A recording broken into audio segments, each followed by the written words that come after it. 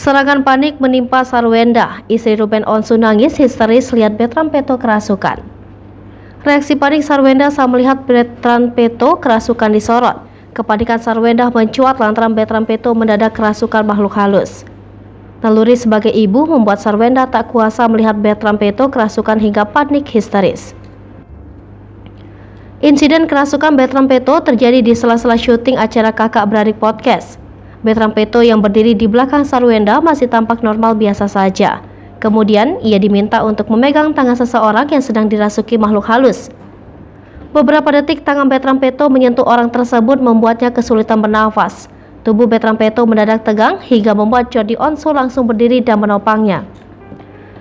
Melihat hal itu, Sarwenda sontak berdiri dan berteriak mencari hati. Ia berusaha mencari pertolongan medis untuk Bertrand Peto yang kerasukan.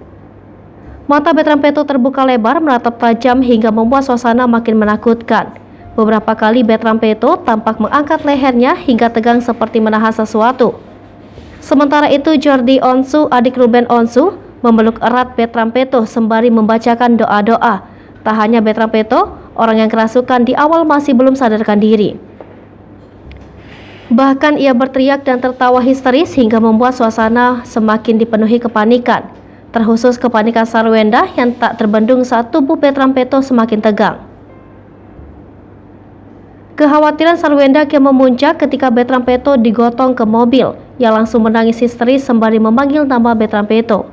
Sementara itu, kondisi Bertrand masih terbaring di kursi mobil. Sembari memeluk erat Bertrand Peto, Sarwenda tak henti menangis.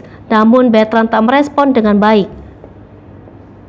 Sarwenda masih terus mencoba membangunkan Bertrand, hingga akhirnya salah satu kru mencoba membangunkan Bertrand Peto. Sempat tak bereaksi, Bertrand masih memejamkan matanya. Setelah berulang kali dibantu, akhirnya Bertrand Peto membuka matanya. Melihat reaksi Sarwenda membuat warganet menyinggung kasih sayang sebagai ibu.